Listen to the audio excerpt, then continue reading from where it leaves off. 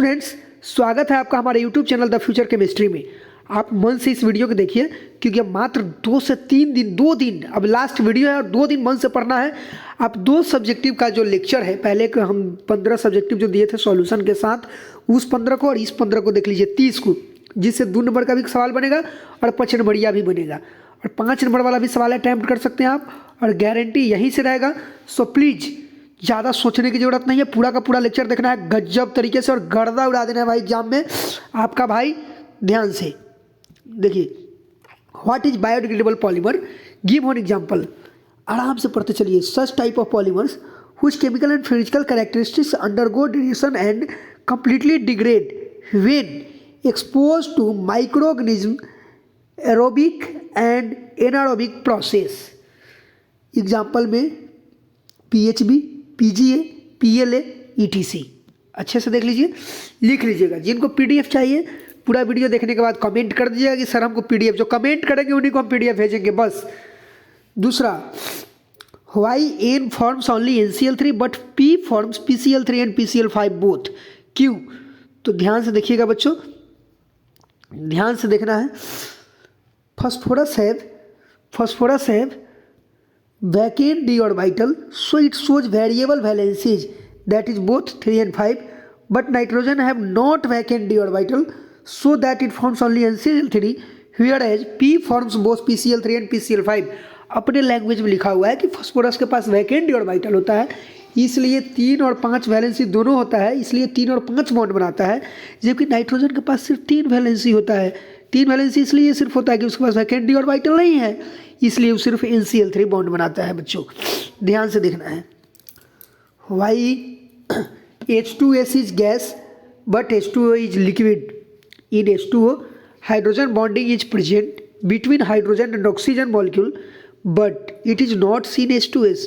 देखो H2O में hydrogen bonding है O और H के बीच में, जबकि ऐसा H2S में देखा नहीं जाता है। So it is gaseous while H2O is liquid due to intermolecular H bonding.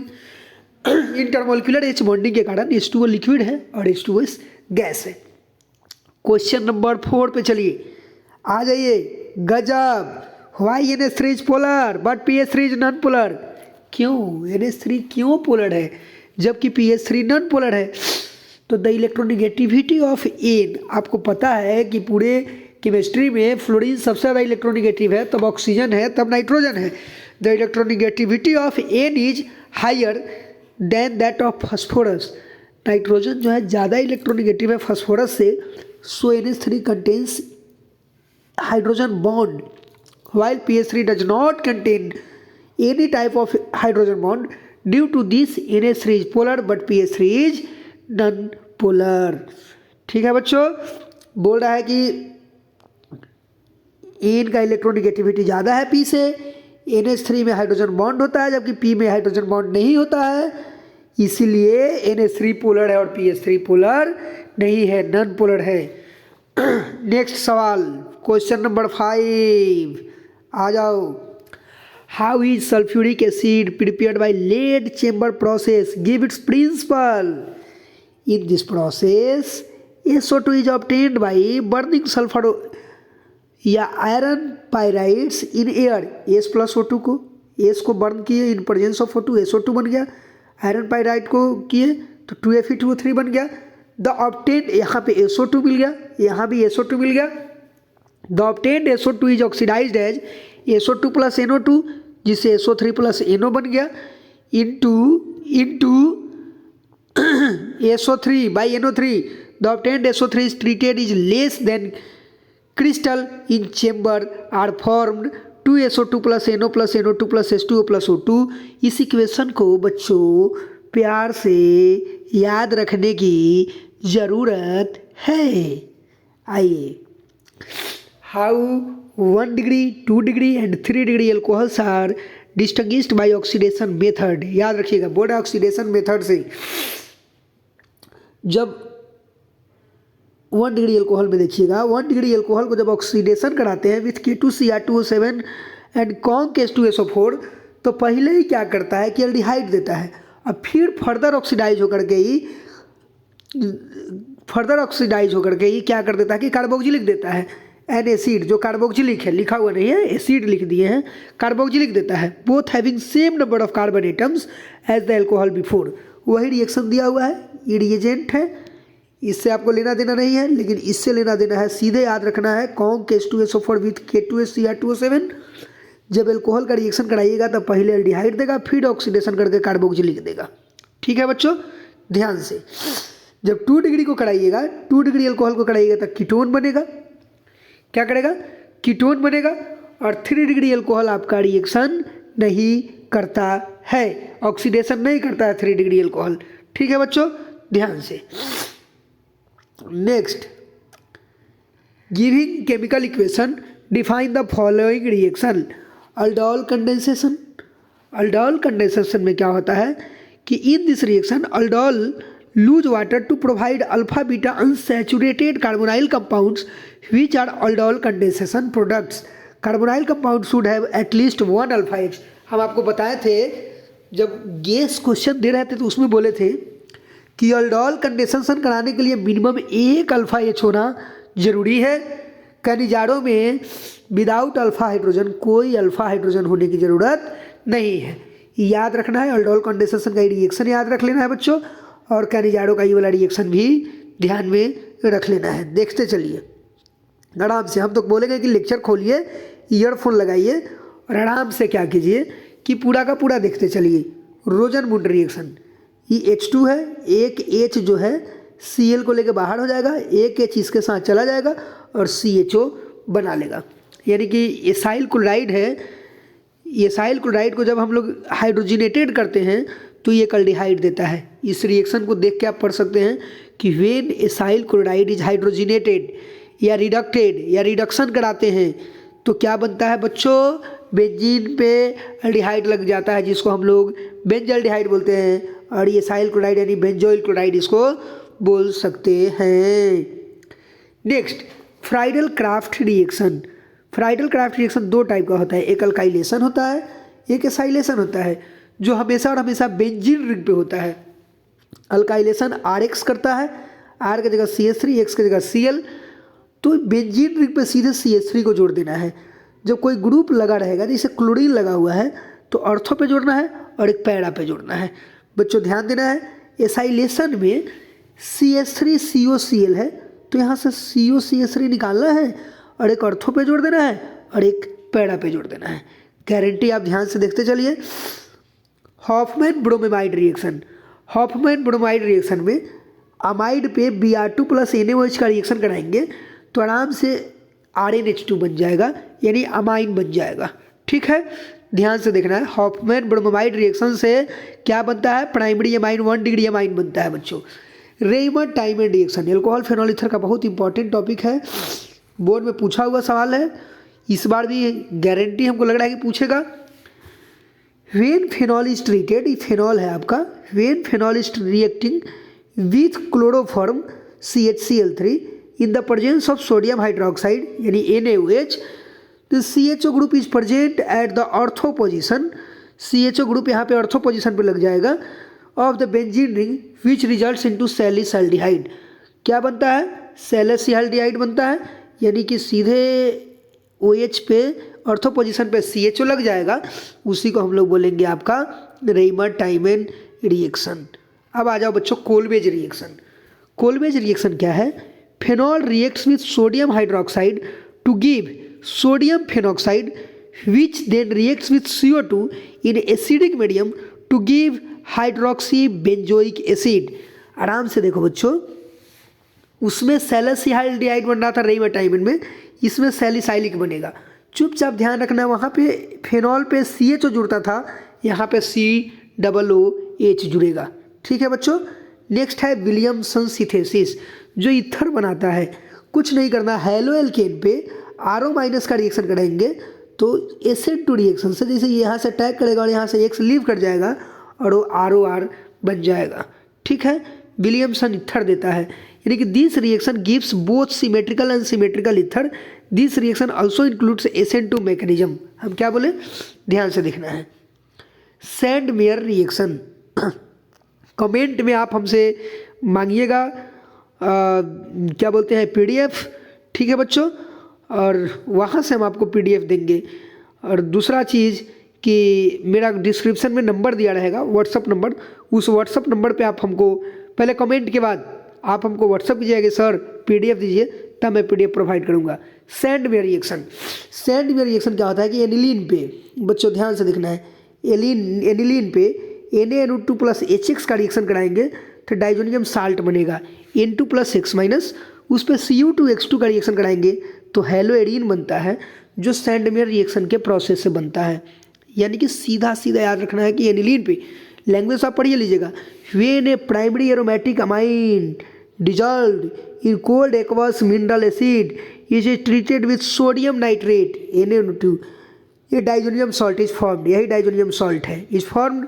Now mix the diazonium salt with cuprous chloride Cu2Cl2 Cu2Br2 कुछ भी, या cuprous bromide, results in the replacement of the diazonium group by Cl या Br, यानी सीधे X halogen, इसी को हम लोग बोलते हैं हेलोएरीन।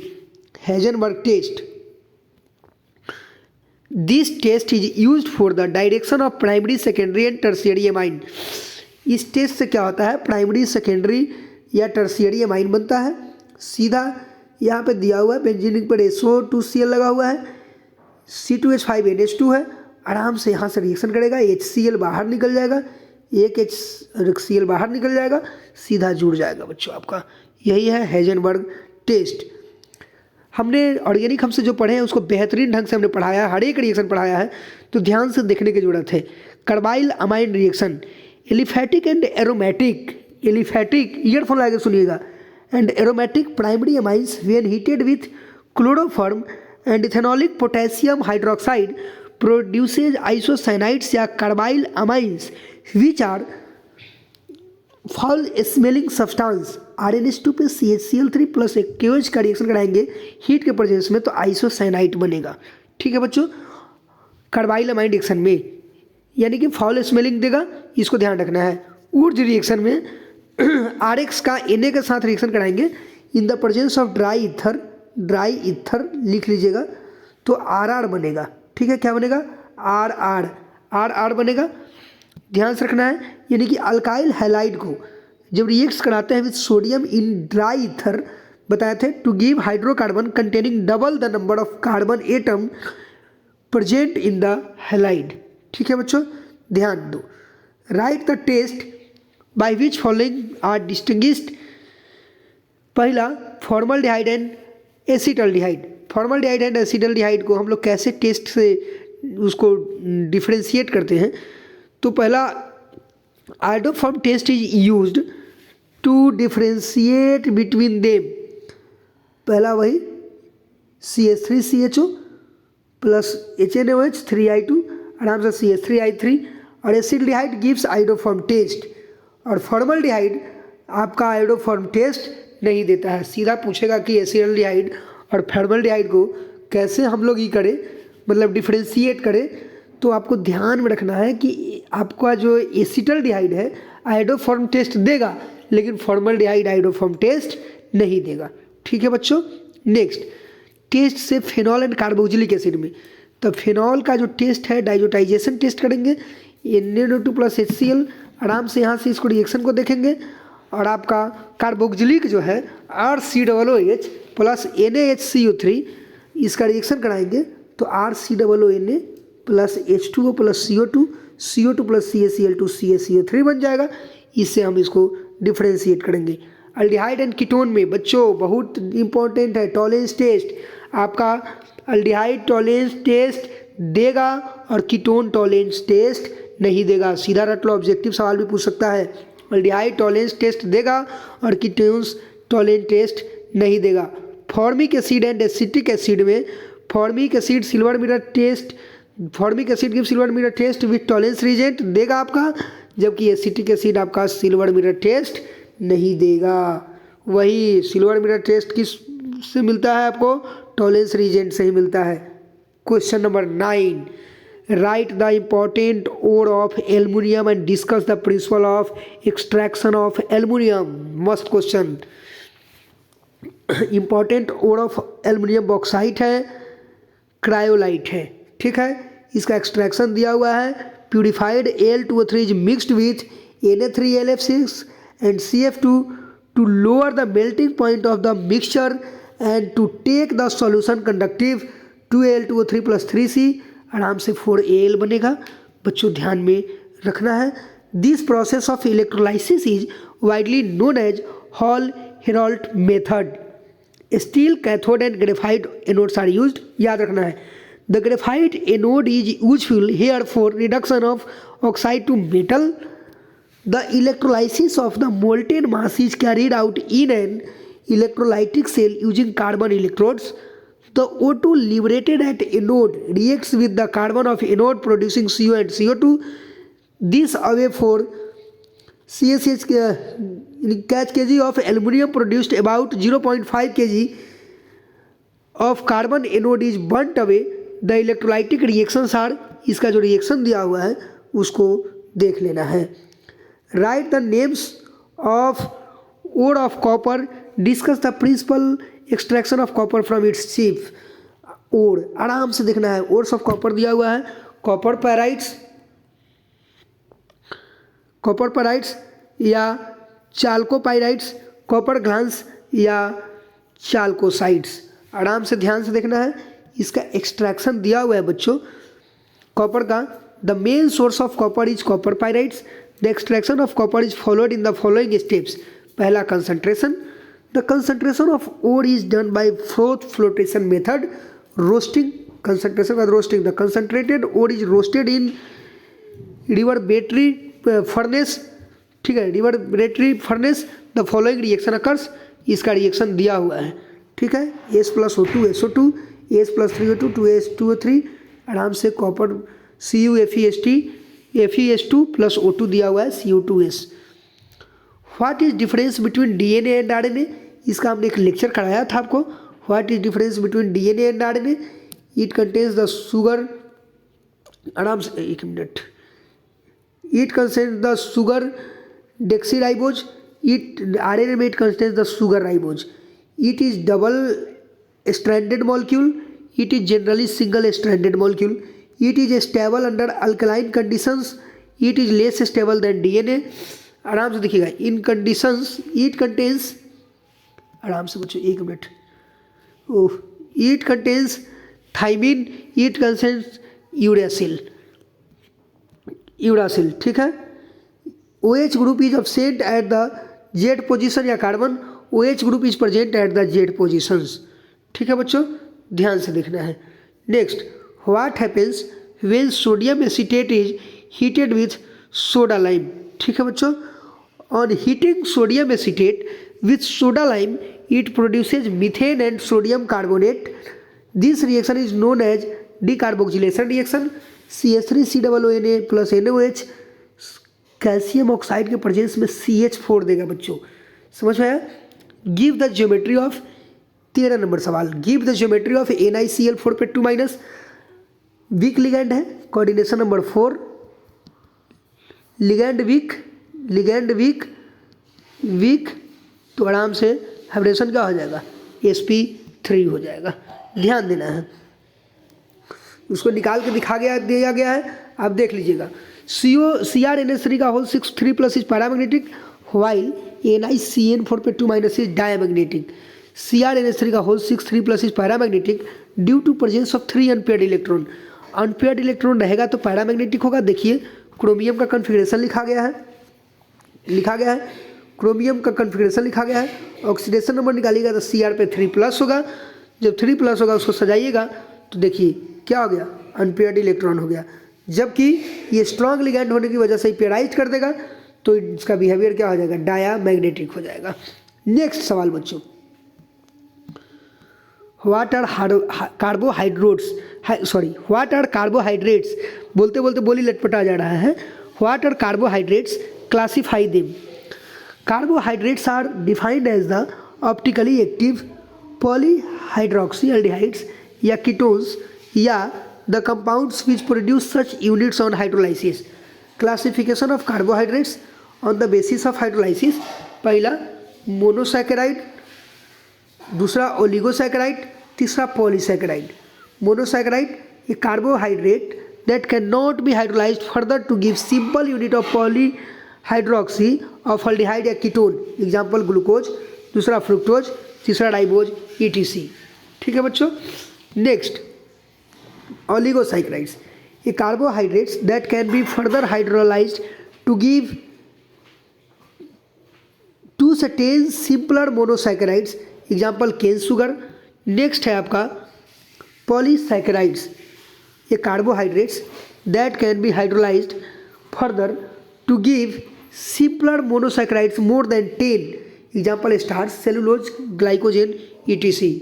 बच्चों ध्यान से देखना है। Last, how does acidic potassium permanganate react with ferrous sulphate and SO2। Last सवाल, वेन एसिडिफाइड पोटेशियम पर magnet reacts with ferrous sulphate it forms potassium sulphate, ferric sulphate, manganese sulphate and water. यही reaction है, आप reaction को अच्छे से देख लीजिएगा। वेन एसिडिफाइड पोटेशियम पर magnet reacts with it forms sulphate, manganese sulphate and sulphuric acid. इसका रिएक्शन यहाँ पे दिया हुआ है बच्चों, ध्यान से देख लेने की ज़रूरत है। पूरा का पूरा लेक्चर देखिए। मज़ा आया हो तो हमारे